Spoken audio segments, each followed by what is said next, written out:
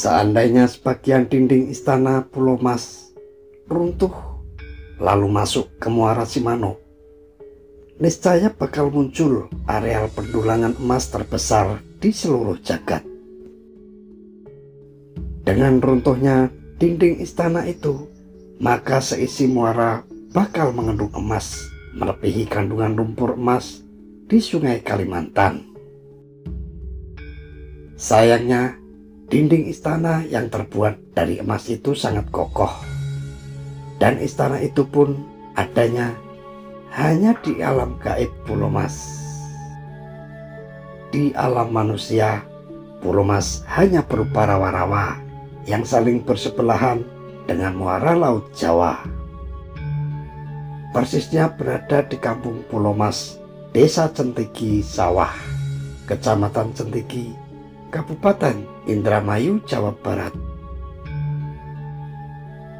Di atas rawa seluas puluhan hektar itu, menurut terawangan gaib, berdiri kompleks istana dengan bahan terbuat dari emas murni. Kerajaan dengan keraton sangat megah itu sampai saat ini dipimpin oleh sesosok Raja Jin yang sangat sakti bergelar Raden Wardinata, dengan Mahapatihnya yang juga cukup tersohor, yakni bernama Mahapatih Jonggara. Sang raja juga dibantu panglima perang yang bergelar Panglima Kalasrenggi. Dikisahkan oleh juru kunci kampung Pulau Mas yang akrab disapa dengan panggilan Wak Cartim, dibandingkan raja-raja lain yang menguasai alam gaib, Raja Pulau Mas tergolong paling tinggi ilmu kadikdayannya. Alam gaib terbagi dua wilayah, yakni kawasan atas bumi dan di bawah laut. Alam gaib di bawah laut dikuasai oleh Ratu Kidul untuk kawasan pantai selatan, sedangkan pantai utara dikuasai oleh Nyai Dewi Lanjar.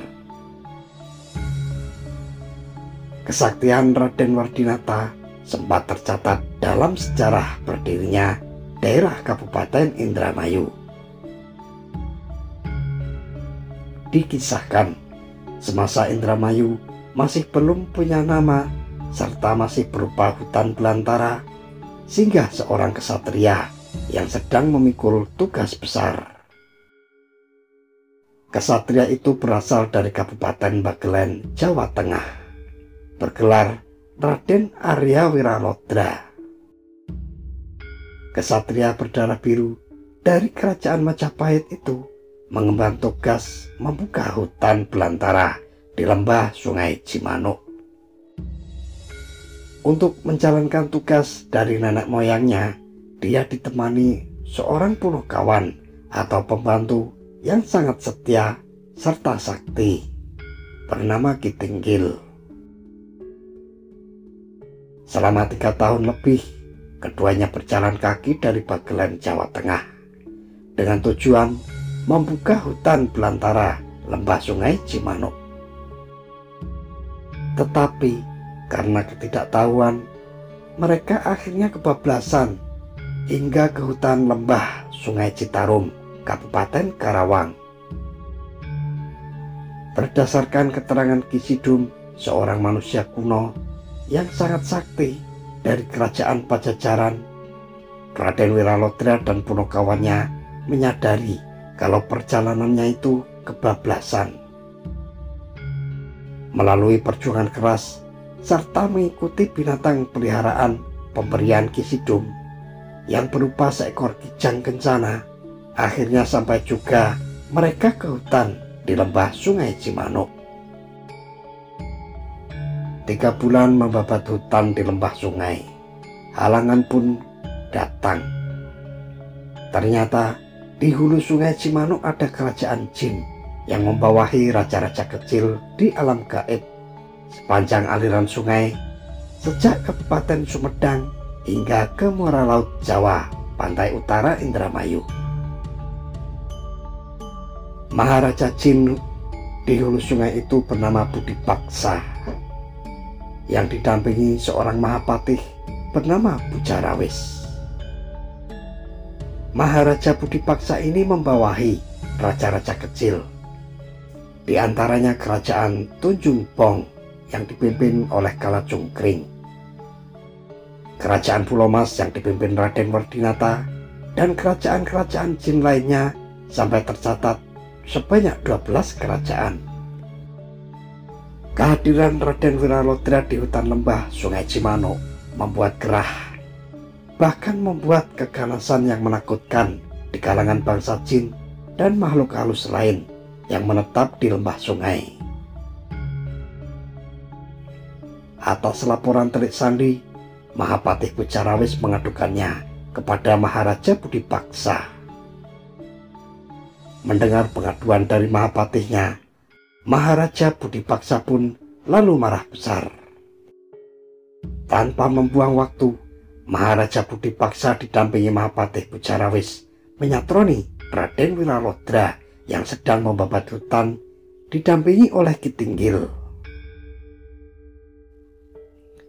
Bermula perdebatan, lalu terjadilah pertarungan secara kesatria di lembah Sungai Cimanuk. Maharaja Budi Paksa berhadapan dengan Raden Wiralodra, sementara Mahapatih Bujarawis berhadapan dengan Ki Tinggil. Konon, pertarungan dua makhluk berbeda alam itu berlangsung selama 2 bulan. Karuan, hal ini membuat penduduk gaib di tempat itu bubar ketakutan.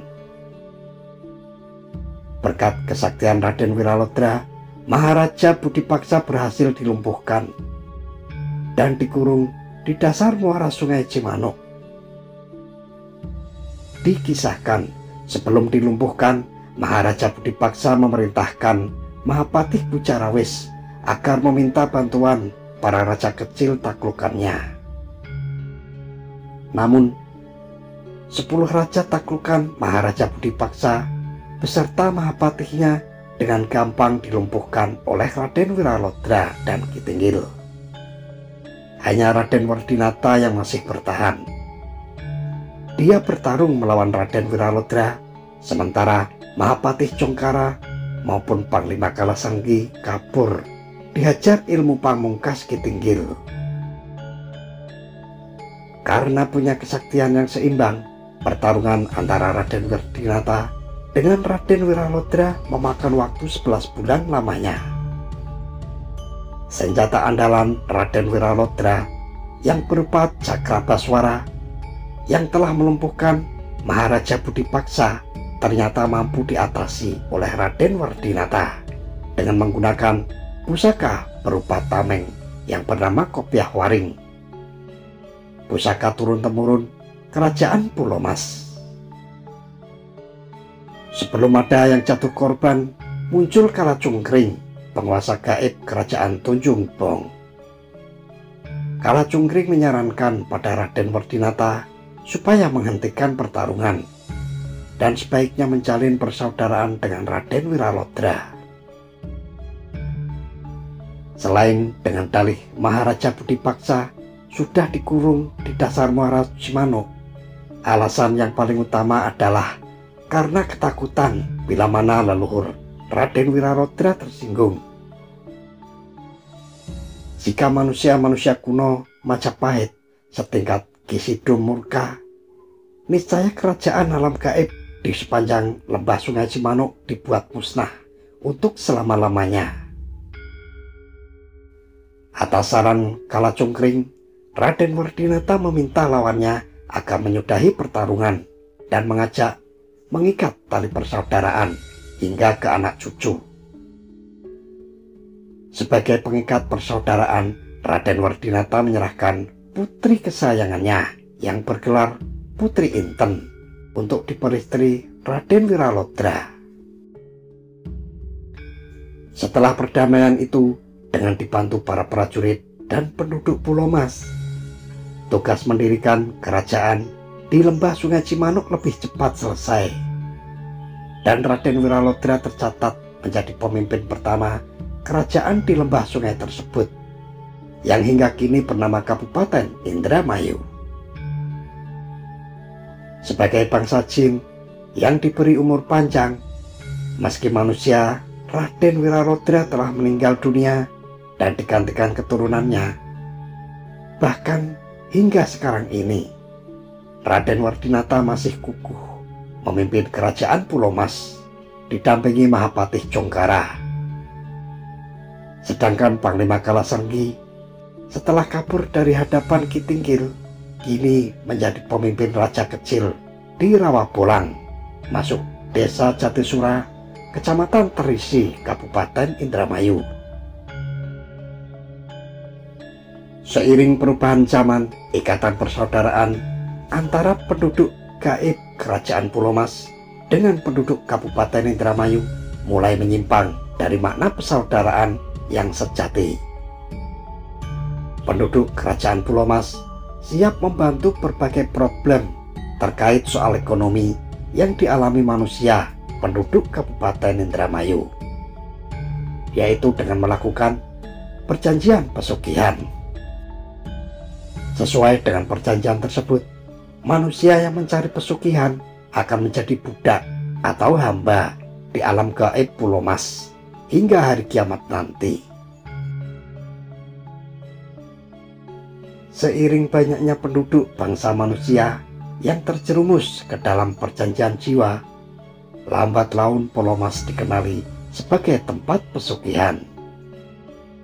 Perwujudan Pulau Mas sebagai tempat pesugihan, belakangan kabar itu sudah meluas, sehingga orang yang mengadakan laku ritual pesugihan di Pulau Mas bukan hanya warga Indramayu saja, melainkan juga datang dari berbagai daerah di Pulau Jawa, bahkan hingga ke Pulau Sumatera. Wak Cartim selaku juru kunci memang bukan orang yang dibekali wawasan kehumasan, sehingga dia tidak sekalipun menyediakan buku tamu di kediamannya. Akan tetapi, dari pengakuan para tamu yang minta dibantu melakukan ritual pesugihan, mereka banyak yang datang dari luar Kabupaten Indramayu, bahkan dari luar Pulau Jawa. Di tanah datar dan luas itu, Arya Wiralodra dan Ki Tinggil membuat pondok untuk tempat tinggal. Kemudian mulailah pekerjaan besar membuka hutan. Suasana menjadi berubah dari kesunyian hingga hingar-bingar dengan runtuhnya pepohonan dan suara-suara binatang penghuni hutan yang ketakutan. Keadaan menjadi lebih hiruk-pikuk dengan suara teriakan-teriakan marah dari bangsa makhluk halus yang ketenteramannya merasa diusik. Mereka langsung menyerang. Keributan antara Arya Wiralodra dengan makhluk halus itu diketahui oleh penguasa Laut Selatan, yakni Nyimas Dewi Ratu Kidul, yang segera mengutus Kalacungkring, Hulu Balang dari Tanjung Bang untuk menyelesaikan perselisihan. Sang Hulu Balang segera menemui Raja Pulau Mas, yakni Raden Wardinata. Bergegas, Raja Wardinata menghadap Arya Wiralodra. Sementara itu, melihat rajanya datang, seluruh bala siluman duduk di tanah sambil berlutut. Berkatalah Raja Wardinata, "Raden, maafkan kelancangan wadyabalaku, Raden. Aku Wardinata, Raja Pulau Mas, muara Sungai Cimanuk, mengaturkan salam bakti hamba." Masih dalam keheranan, Arya Wiralodra menjawab, "Wardinata, bangunlah Wardinata. Aku sungguh sangat gembira berjumpa denganmu, dan aku maafkan para prajurit yang memerangiku. Sambil bangun, Raja Wardinata pun berkata, "Terima kasih Raden. Kulihat Raden begitu tulus, maka aku mohon sukalah Raden bermurah hati untuk mengangkat saudara denganku, seketurunan masing-masing." Arya Wiralodra pun lalu terdiam. Kemudian dia pun berkata dengan lembut, "Wardinata, pahami kesulitanku. Karena menurut ketentuan agama yang aku anut, yaitu Islam, tidak bisa mengangkat saudara dengan yang bukan agama Islam, Wardinata." Di luar dugaan, Raja Wardinata dengan cepat menjawab, "Raden, Islamkan aku sekarang juga, Raden." Arya Wiralodra terperangah. Kemudian ia pun berkata gembira, "Subhanallah, baiklah, Paman Tinggil, jadilah saksi, dan kau Wardinata, kemarilah." Sambil melangkah maju, Raja Wardinata berseru kepada Wadyabalanya, "Kepada rakyatku yang akan masuk agama Islam, duduklah di belakangku." Maka seluruh Wadyabala siluman bergeser dan duduk bersimpuh di belakang Raja Wardinata. Setelah upacara pengislaman dan pengangkatan saudara telah selesai, maka Raden Arya Wiralodra berkata nyaring, "Raja Wardinata sejak saat ini menjadi Sultan Wardinata. Daerah kekuasaannya dinamakan Kesultanan, dan rakyatnya disebut bangsa jin. Dan pengangkatan sultan ini pun harus disahkan oleh kekhalifahan bangsa jin di Turki. Mintalah ke sana kapan saja engkau ada waktu, Wardinata." Setelah minta izin kepada Arya Wiralodra, sang Sultan Wardinata menyuruh agar rakyatnya segera bubar, sehingga tinggallah mereka bertiga. Lalu kepada sang Sultan Wardinata, Raden Arya Wiralodra menceritakan asal-usul dirinya. Setelah selesai, maka ia pun berkata, "Saudaraku Sultan Wardinata, sekarang ceritakan asal-usulmu." Maka Sultan Wardinata pun membuka kisahnya. "Raden, aku adalah korin pendamping dari seorang ksatria berbudi luhur yang bernama Jaransari pada 3 abad yang lalu, yaitu pada masa awal kerajaan Majapahit. Waktu itu Jaransari ikut perlombaan ilmu kanuragan di kerajaan Majapahit untuk memperebutkan putri raja dan pangkat Senopati Agung.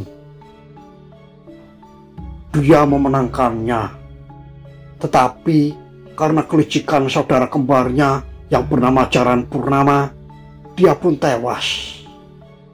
Aku bersumpah untuk tidak meninggalkan jasadnya sebelum menjadi rusak, Raden. Kemudian aku bersama Abu Jaransari dilarung di atas rakit ke sungai, lalu ke laut, yang akhirnya terdampar di dekat muara Sungai Cimanuk. Aku melihat banyak sebangsaku di sana yang beramai-ramai menyeretku ke tepi pantai. Mereka tidak melihatku. Kemudian mereka melapor kepada sang penguasa, yakni Ki Buyut Keci di Dalem Agung Pulau Mas. Tidak berapa lama datanglah dia dan langsung melihatku seraya berkata, "Menyatulah dan bangunlah anakku." Setelah aku bangun, dia berkata, "Namamu sekarang Wardinata." Begitu dia bilang, Raden. Lalu Ki Buyut Keci pun berkata lagi, "Engkau akan kukawinkan dengan anakku si Andayasari yang telah mimpi jadi jodohmu. Tak usah khawatir, engkau pasti suka karena anakku sangatlah cantik." Dan kata-kata Ki Buyut Keci memang benar. Putrinya sangat cantik sekali, Raden. Lalu aku kawin, Kemudian aku dijadikan Raja Pulau Mas, menggantikan mertuaku Ki Buyut Keci. Letak bangunan Istana Agung Pulau Mas di Keramat Krapyak Pulau Mas, Sentigi Kulon. Dalam Agung Pulau Mas, aku bangun menjadi bentuk istana yang besar, seperti Istana Majapahit, Raden. Pemerintahanku meniru Kerajaan Majapahit.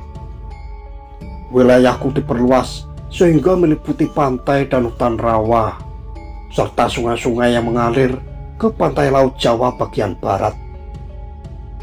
Aku memiliki anak perempuan dan anak laki-laki yang kuberi nama Nawang Wulan dan Wiragora. Itu saja, Raden, perihal diriku.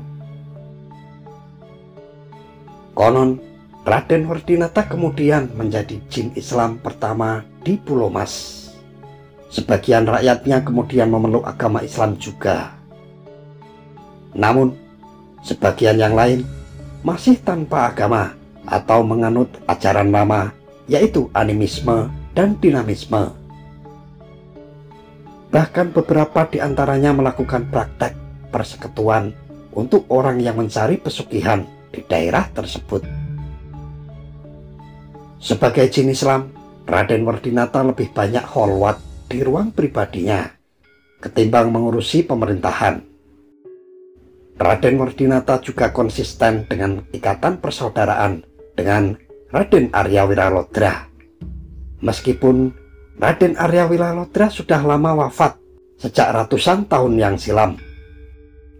Konon, dalam zikirnya, suatu malam Raden Wardinata mendapat petunjuk bahwa daerah Indramayu bakal diterjang ombak pemusnah atau tsunami. Tanpa banyak pertimbangan, dia menyudahi zikirnya lalu mendatangi penguasa pantai utara. Di hadapan Nyi Ratu Dewi Lancar, penguasa pantai utara, Raden Wardinata meminta supaya ombak pemusnah itu jangan sampai menerjang penduduk Indramayu. Jika ombak pemusnah itu sampai menerjang, dia mengancam untuk mengajak bertarung. Meskipun sadar ilmu Nyi Ratu Dewi jauh lebih tinggi, demi ikatan persaudaraan dengan Arya Wiralodra, dia rela mempertaruhkan nyawanya mati di tangan Nyi Ratu Dewi Lancar. Untungnya Nyi Ratu Dewi Lancar bersedia memenuhi permintaannya, sehingga ombak pemusnah itu urung menerjang Indramayu dan berputar menerjang daerah Pangandaran.